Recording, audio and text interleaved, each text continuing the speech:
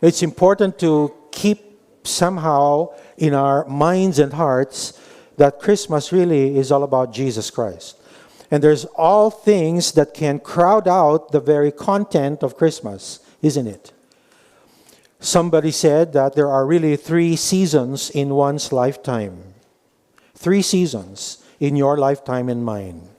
The first season, I believe in Santa Claus. The second season, I don't believe in Santa Claus. And of course, the third season, I am Santa Claus. Either because of a tummy or because you're now the giver of gifts, right? At any rate, it is not about Santa Claus, even though Santa adds to the mood of the Christmas spirit, doesn't he? Santa songs, Santa hats. I actually thought about wearing a Santa hat, and that's okay. You know, Santa gear, and you see all these other things here, socks and things like that. So Santa somehow has his own kind of visibility during the Christmas season. But I want us to realize that the Santa we know today is actually a caricature, because there was actually the origin of a Nicholas, or Santa Claus, Nicholas, who was a real genuine follower of Christ. And he lived in the town of Patara in Turkey during the 3rd century AD, follower of Christ, and he was part of the Council of Nicaea. If you know the Nicene Creed, he was actually a member of that council. Nicholas pointed others to Jesus Christ. And I think when we think about Santa, we need to have the same kind of mindset. His life pointed to Jesus, and Christmas is all about Jesus. What I wanted to do this morning is to recreate the story of Christmas based on sound. Not sight, but sound.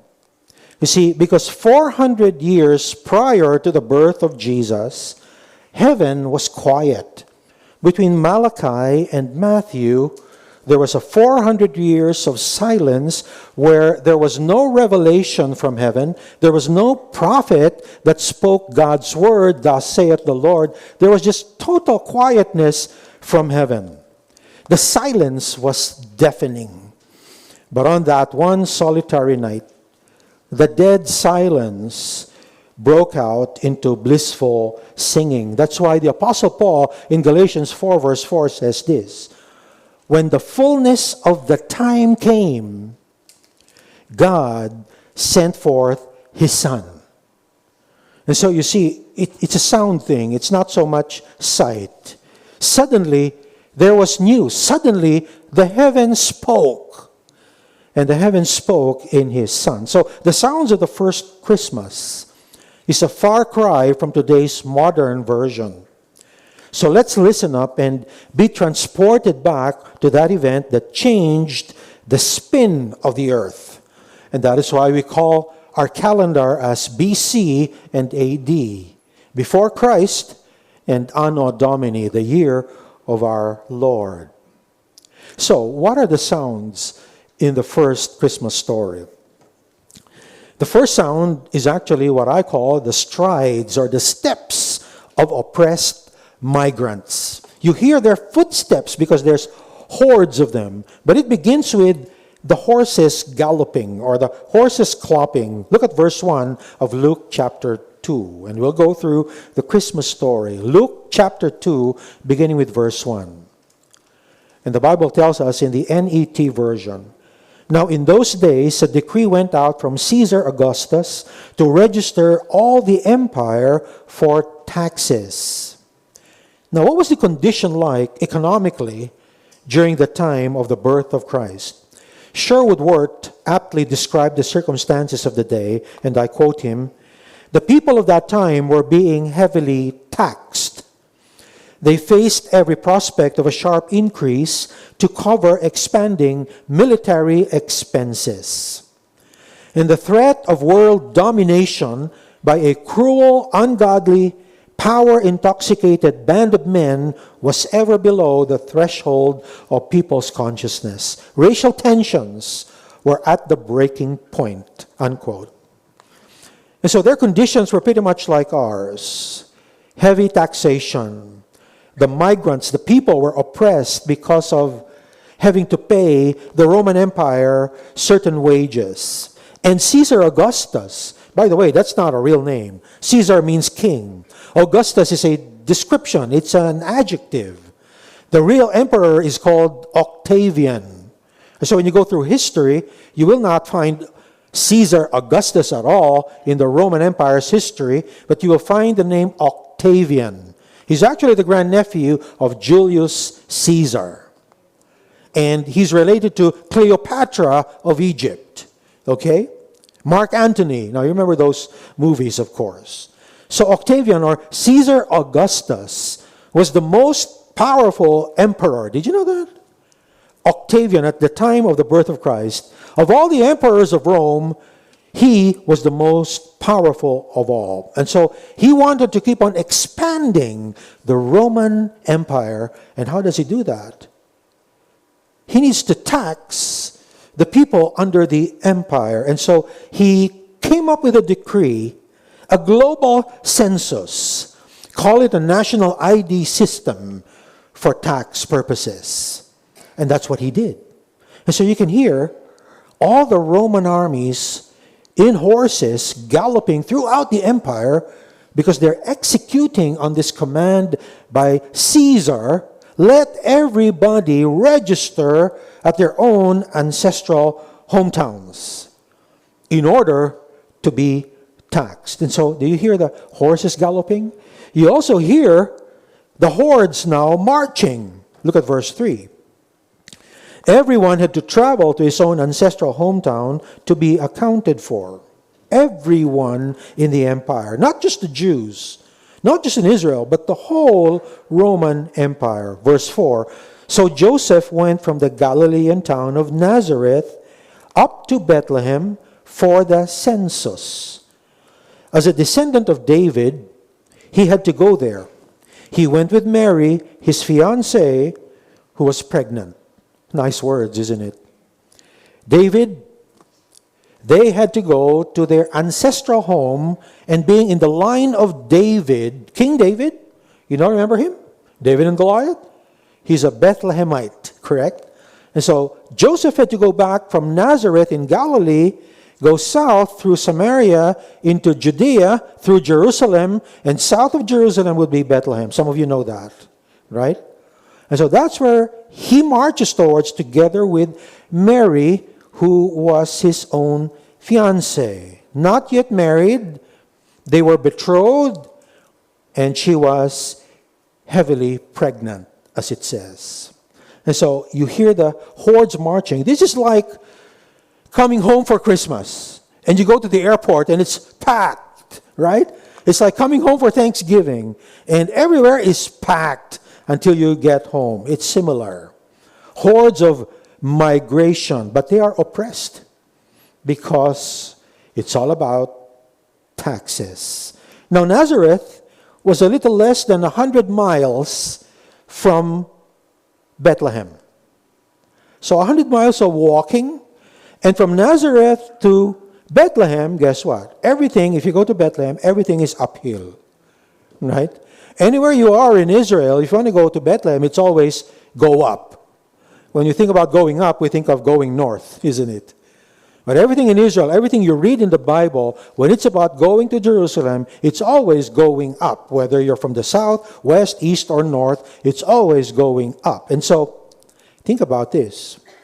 She's probably in her 9th month of pregnancy. But still, she's willing to march, willing to go through this one whole week of grueling travel. The prophet Micah prophesied that this midget, insignificant, almost irrelevant to modern society sheep village of Bethlehem would be the place of Messiah's birth. You know, think about that for a while, because while there is this pagan, powerful emperor of the whole empire commanding everyone to go to their places, underneath it all was this prophecy that the Messiah would be born in Bethlehem. Could you imagine if there was no decree? this Jesus we know who was born in Bethlehem would be born in Nazareth. But you see, God was moving. He was moving.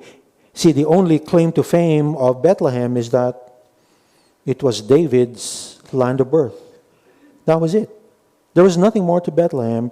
It always paled in comparison with mighty Jerusalem. It was like your Paris instead of LA, right? Have you been there to, is it Paris, Ferris? Ferris wheel, whatever. See, I don't even know the real name. You know, a town somewhere there near Moreno Valley, right? Right. So it's like that. It's small in comparison to Jerusalem. And so here, the strides of oppressed migrants. But here's the other thing you hear. The ado of a poor baby, the fuss of a poor baby. Hear a mother wailing in verse 6. While they were there, the time came for her baby to be born. She gave birth to her firstborn son. And so here a woman who's single in labor, a woman who's single, but in labor under the most unpleasant circumstances. Obviously, she was a scandal in Nazareth. Perhaps the couple looked forward to getting out of Nazareth, getting out of that condemnation, even late in her pregnancy. Braving cold and heat and an uphill climb, she had no trouble moving, but her baby moved too. You could just imagine, as they reached Bethlehem and registered, the officer would ask, name, Joseph, single, engaged. Next, name, Mary, single, engaged. And then the officer's eyes train on the baby bump of Mary and says, yeah, right. No hospitality in this town, no place for privacy, no hygiene, nor safety at all. The only option was a cave out in the open where sheep or cattle would seek shelter. A cave. And Mary found her refuge in some animal pen. Imagine her screaming until at last that baby boy was born. Think of Mary screaming, wailing. And think of her circumstances. It's not even in the hospital. It's not even at home. It's not even in your garage. It's out in the open, under the elements, with animals around her. And so here a baby whimpering after a while. She wrapped him snugly in strips of cloth, laid him in a manger because there was no lodging available for them. And so here the baby fussing under the forces of the elements. And what sounds so dignified today as manger, right? Today when you say manger, wow. It feels so honorable, so nice, right? But of course, manger was really one of those things you see when you're in Chino Hills or Diamond Bar and you see the hills, and you see all the cows scattered throughout the hills, and you see this one solitary piece of wood in the middle of nowhere, and that's where the cows go in order to drink some water. It's called a feeding trough. That's what it is. That's what a manger is. And that's where the baby Jesus was placed, because there was no room in the inn. The only place to go was a cave, and that was the place where the sheep and the cattle would find shelter from the cold or the heat. And the only thing they had in there was this feeding trough, and it's not even for people, it's for animals. And that's the kind of bed, a squalid crib that the baby Jesus was laid. Wow. What a poor baby, isn't it? And yet, here's the deal. Why did God choose such a way of presenting the Messiah, the Savior, into the world? What an entrance into the world, isn't it? Why this kind of a choice? Why not be born right there in the palace of Rome? Why not? Why in this poor, squalid place? G. Campbell Morgan, in his book, Great Chapters in the Bible, had this to say. He, that is God, the incarnate Son of God, He passed the dens of the poor and entered human life on a level so low that no other baby ever came into the world on a lower one. And what it means is this: His coming to the earth includes everybody. Because if he was born in a hospital, if he was born in a palace, the poor would say, he is not for me. The lowest in the social rung of the ladder would say, he didn't come for me. He is not my Savior. He's the Savior of the rich. He's the Savior of the comfortable. He's the Savior of somebody else, but not me. But he came lower than anyone else can claim. And therefore, no one can claim he did not come for me. A Savior is born for you. It includes you. And so hear that baby in a poor, squalid place being born for you. That's the second sound we hear, a baby fussing. But there's a third. The voices of lowly shepherds. Verse 8. And so you hear the shepherds calling. There were shepherds in that region, out in the open. And so another ordinary evening for the shepherds. It's nighttime. They were calling, they were whistling in the sheep. You know how shepherds have their own distinct sound? I haven't actually witnessed a shepherd calling his own sheep. I've witnessed a cow herder call his cattle back into the pen. This is in Oklahoma. It's not sheep, it's cow. But this ranch was just acres and acres of land out in the open field of Oklahoma. And I couldn't even see a single cow. And here he goes. He rides his pickup truck with lots of hay or whatever it was at the back, food in the back of his truck. And then you know what he does? It's not even his voice. It's the honk of his truck. That's a distinct sound.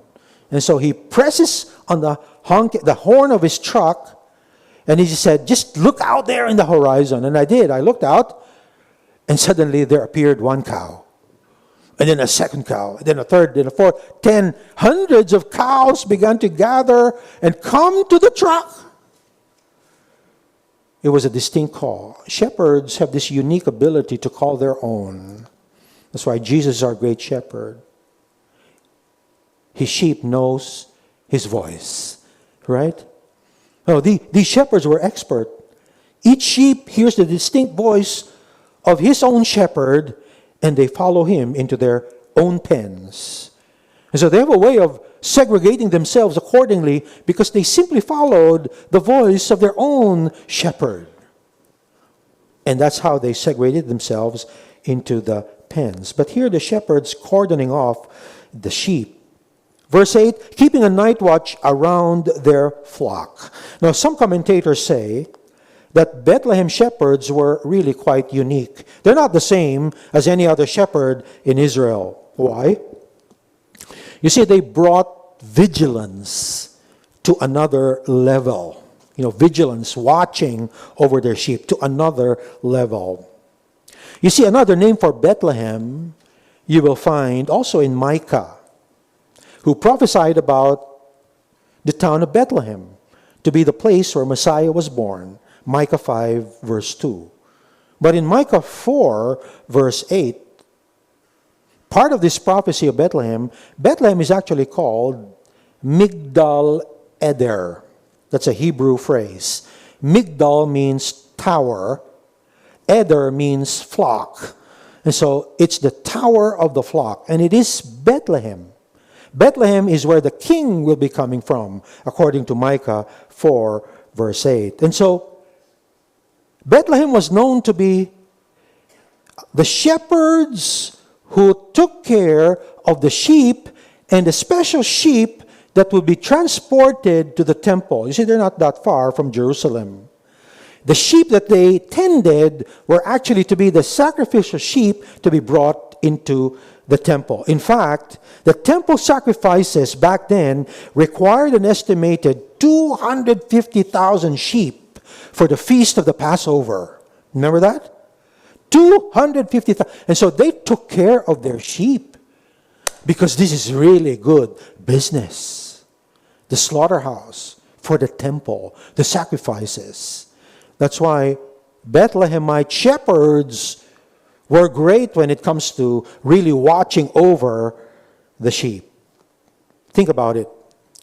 Newborn lambs would be wrapped tightly in swaddling cloths, specially designed for temple clothing.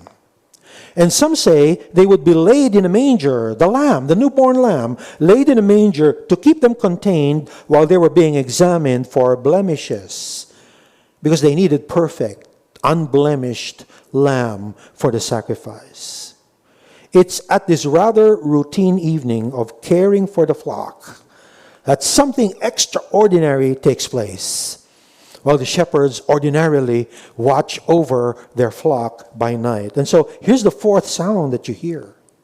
The introit of a divine angel. Introit? What's that? Introit simply means entrance. It's the Latin word for enter. Like you're entering a stage. Like you're entering the drama. Introit of a divine angel. So here, the angel's grand appearing, verse 9. Suddenly an angel of the Lord appeared among them, and the radiance of the Lord's glory surrounded them. They were terrified.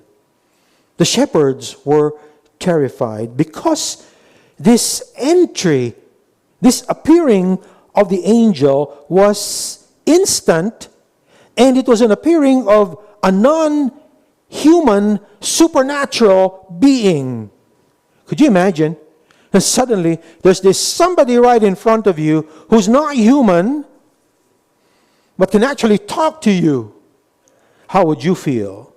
You see, not only was there this angel, but obviously there was this radiance of the Lord's glory that accompanied the angel. See, what's happening here is this. Have you ever witnessed an eclipse? You have, right? I mean, we have eclipse here. But it's not that dramatic yet, as far as I'm concerned. It's not really total darkness, right? It gets dark, but it's not total darkness. Well, this is the reverse of an eclipse. It's actually dark, because it's night. And then suddenly, a light, a brightness, brighter than the sun, is right there before the shepherd. You think about that. What kind of an entry is that? You know, we understand eclipses, but this is opposite. It's night. It's supposed to be dark, pitch dark, and suddenly it's morning. It's brighter than the morning sun. This thing is out of this world. And how would you feel that way? And when you're in the glory of the Lord, there's only really two things. When you're before the glory of God, it's either He snuffs the life out of you, or He saves the life in you. There's only two things. Right? Well, you know the story. This is the glory of God, an extremely dazzling light that drives the darkness away. That's the transfiguration cloud that engulfed Jesus. You remember that? With Peter and John in the Mount of Transfiguration. The blinding, brighter than the sun glory of God that did Saul in. You remember Saul? In the road to Damascus. Got blinded because of this radiant glory that surrounded him. You see, nothing stands, nothing holds up before the glory of God. What is the glory of God? The glory of God is simply this. It's like the sun. The sun, you see the sunshine, right? But it's not the sun. The sun is somewhere there, out in the universe. But when it's light, we see the glory of the sun. But it's not the sun. The daytime is the glory of the sun. And so, the glory of God is like the brightness of His essential character, which is holiness. Because He's so holy, when He comes into our presence, what we see, this brightness, is glory. But that's not him. It's just the external manifestation of who he is. But he's pure holiness, and we're in front of pure holiness. There's only one predictable thing in its presence: death. And that is why they were so terrified.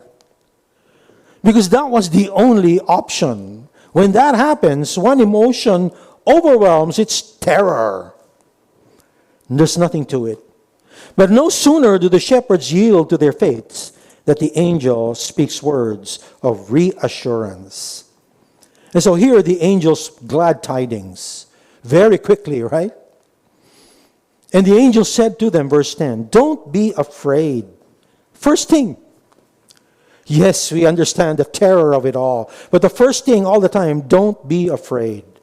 By the way, if you look at all the angelic apparitions in the Christmas story to Joseph, remember? It's always the first thing they say, don't be afraid. Why? Because it is horribly terrorizing. And so the angel said, don't be afraid, for behold, I bring you good news that will bring great joy to all people.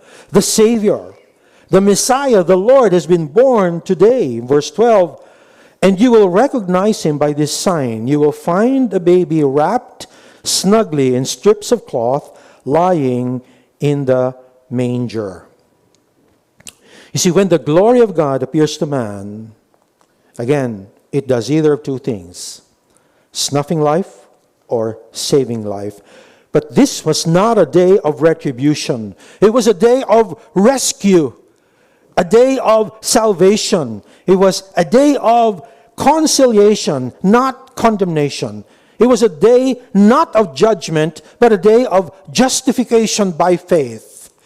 If only you would believe. A Savior born for you. He's the Messiah that the Jews have long awaited for. Christ. Right? Messiah, Christ. That's what it means. Christ the Lord. He's the Lord the whole of humanity needs.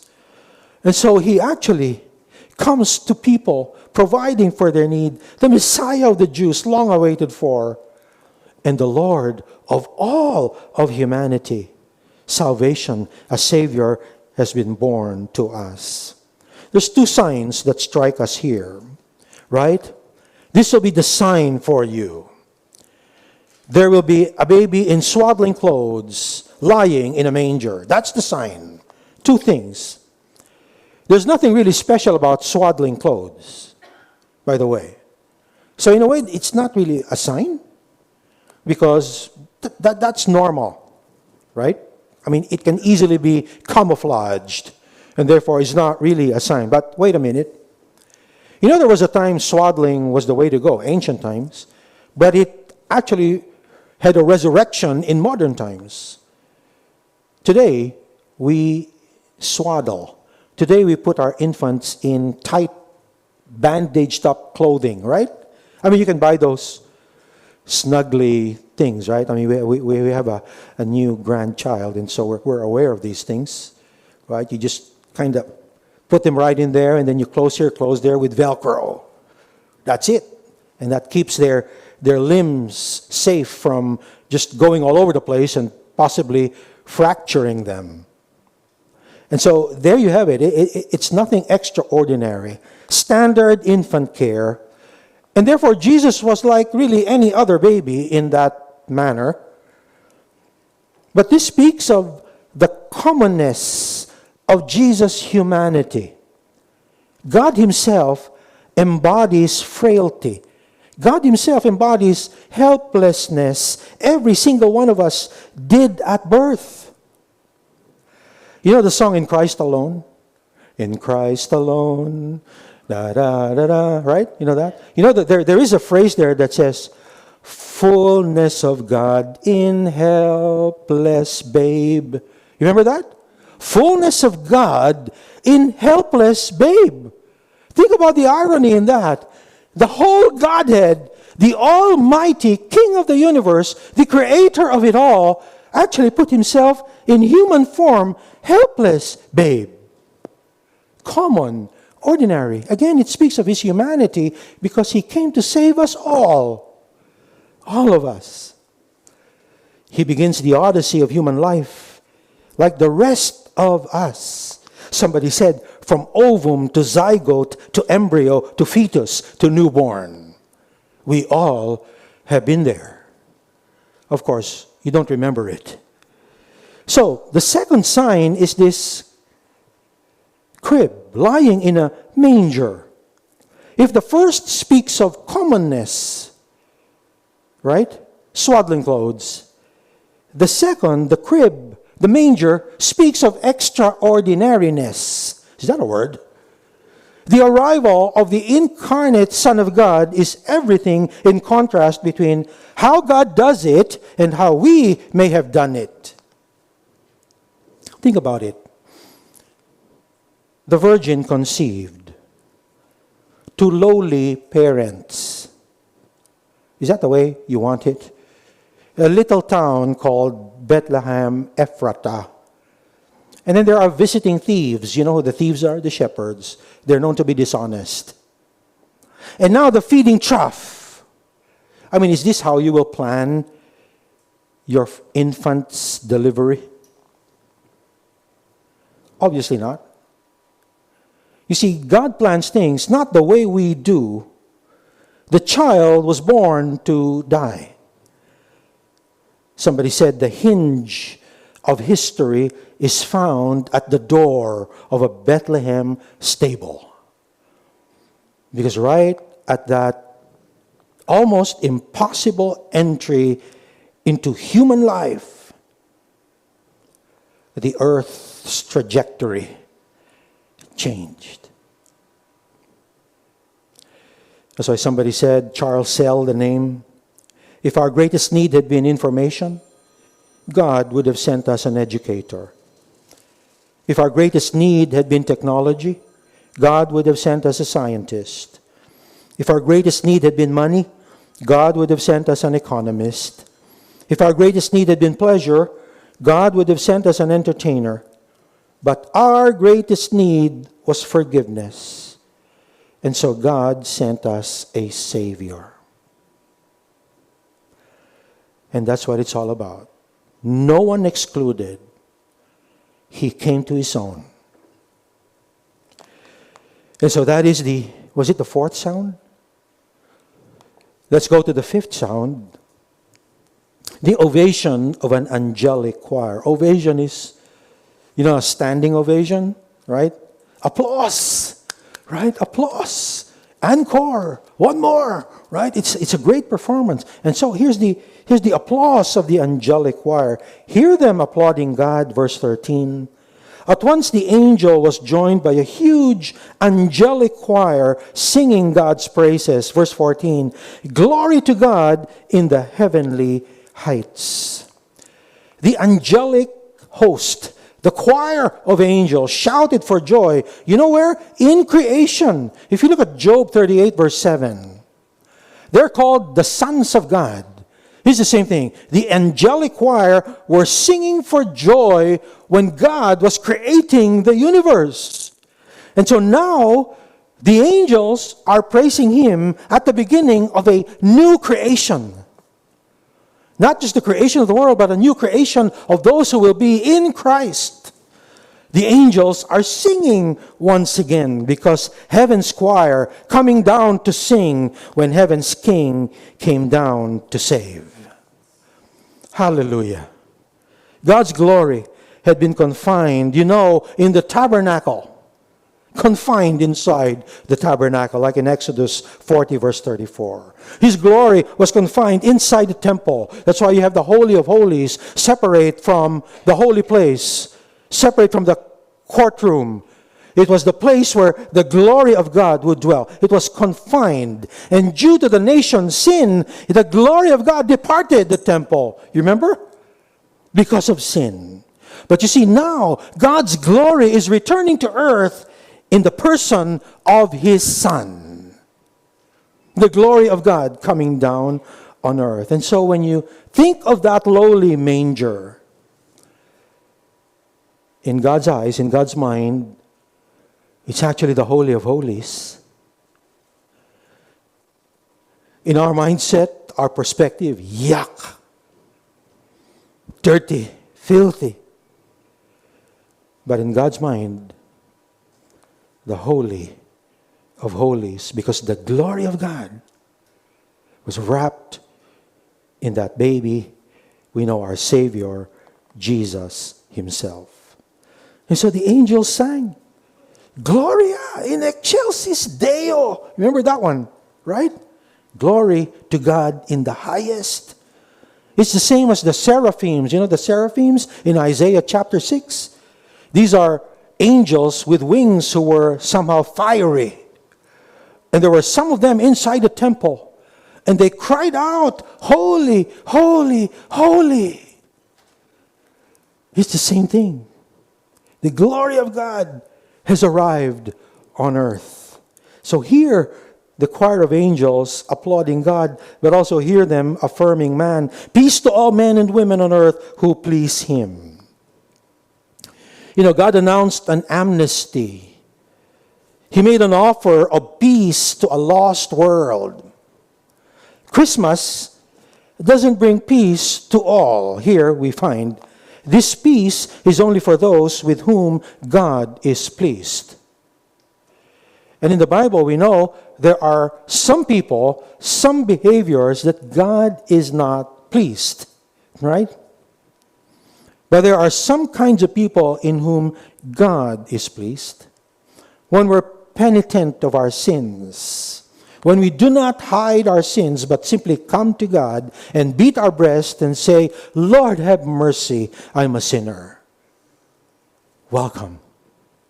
But when you come to God and say, Lord, thank you that I'm much better than that filthy guy over there.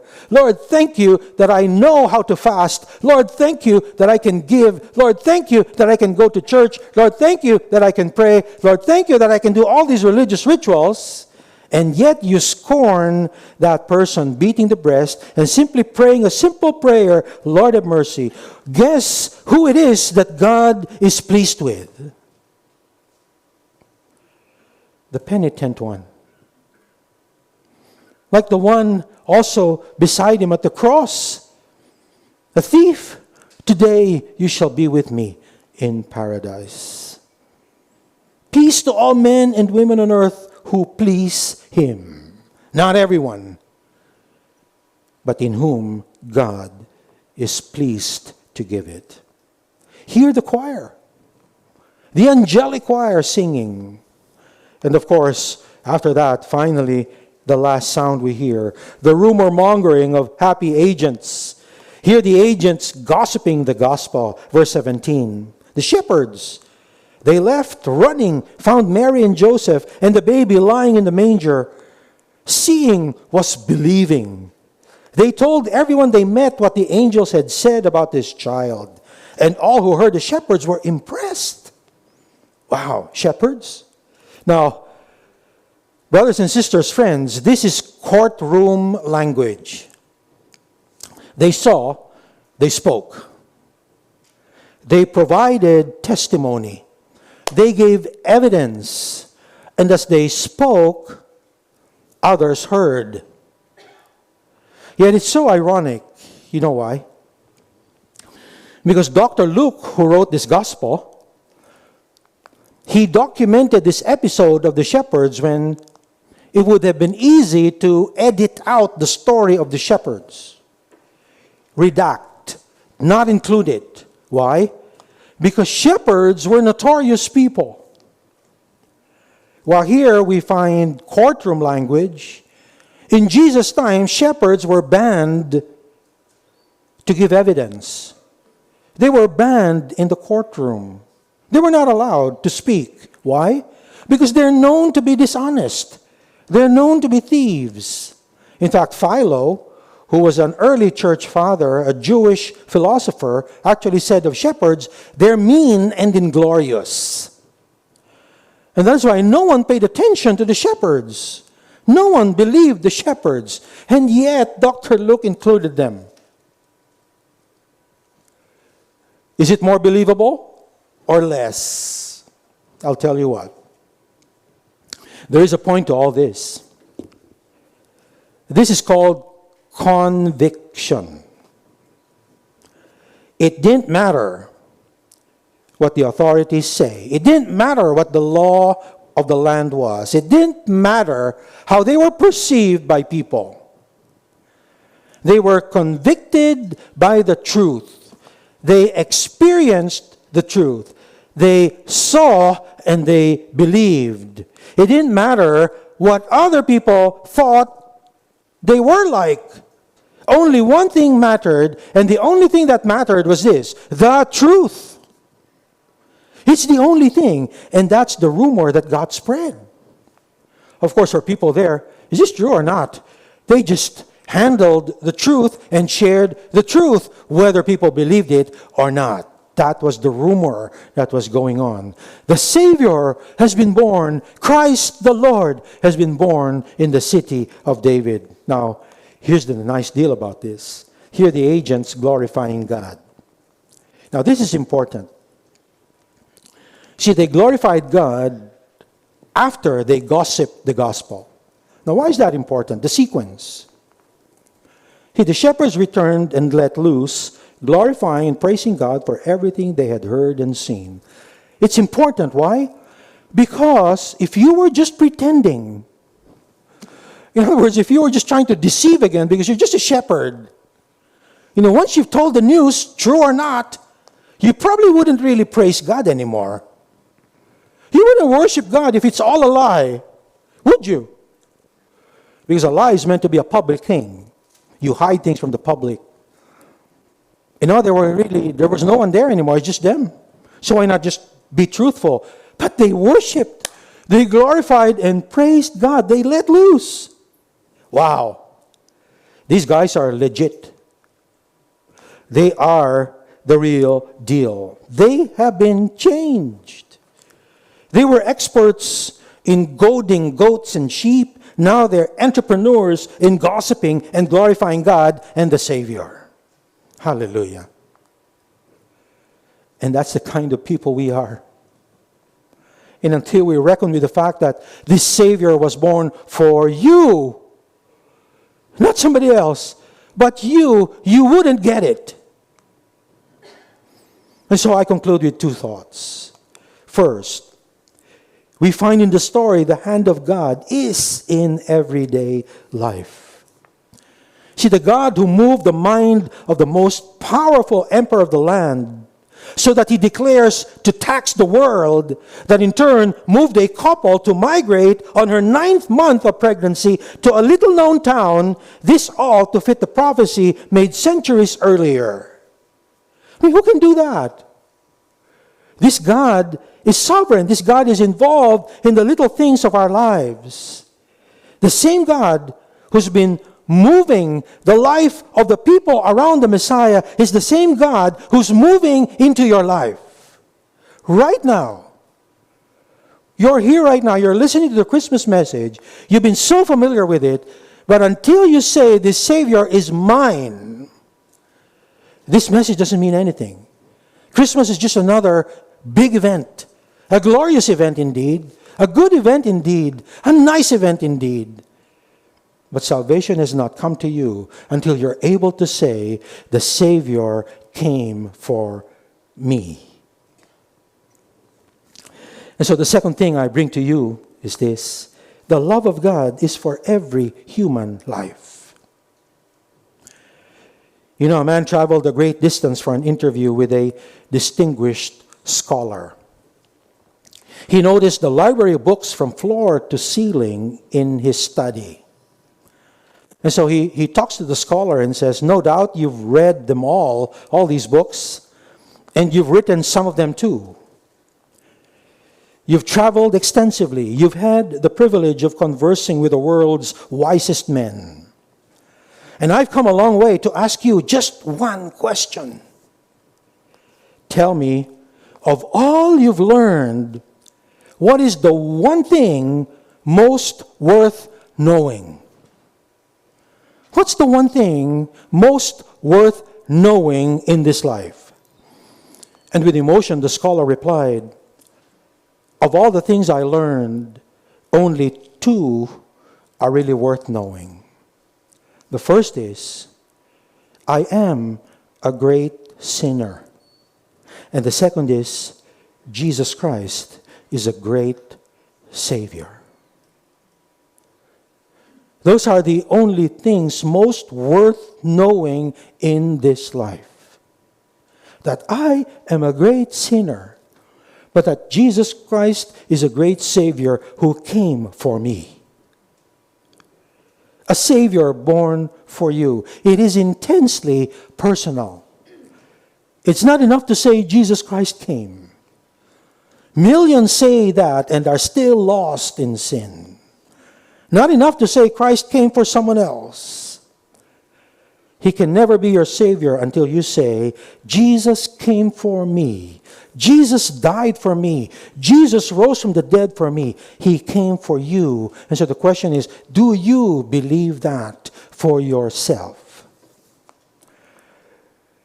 And so let me challenge you this morning, Hebrews 4:7.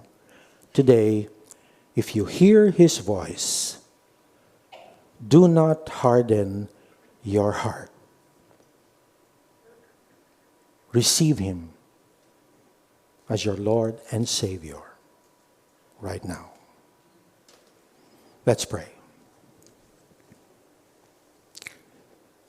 While your heads are bowed and your eyes are closed, you've heard the story of Christmas. That this Jesus who was born as a baby actually was born for you. Because our greatest need is a Savior. And so you might be here this morning and say, Pastor, I've never really made that personal choice in my life. I'm not really sure that I have trusted Him. And so this morning I open my heart to Him. And I want Him to be my personal Savior. If you're here this morning and you want to make that prayer, and you want Jesus to be your Lord and Savior, while eyes are closed, heads are bowed, would you just slip your right hand and I'll be praying for you. Is there anyone here this morning? You want Jesus to be your Savior right now? Would you raise your hand if you haven't done so? Under the tent online, if you're here, yes, I see your hand. Thank you. You may do so in the quietness of your room. So would you pray with me this prayer?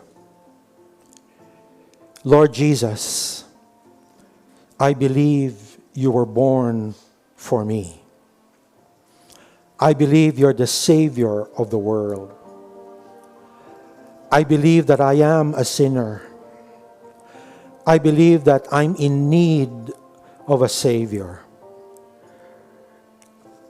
I believe that it is only by trusting you as my Lord and Savior would I have everlasting life. And so, Lord, I open my heart and I say, Lord Jesus, be my Savior right now. Thank you for dying for my sins. Thank you for life eternal that's promised to me. And let me live a life from now on that is pleasing to you. If you've made that prayer this morning, I want you to know Jesus hears your prayers. And today is the beginning of a new life in Jesus. And so let's continue in prayer. Father, thank you so much. The Spirit of Christmas has come upon us because it's all about Jesus. And so I pray that our celebrations throughout the weeks ahead would revolve around Him. Him, the Savior, born for me. Lord, bless the ICC. Bless each family here, such that the light of the gospel might be so clear as we celebrate the birth of our Savior. We give you praise and all the glory. In Jesus' name, amen.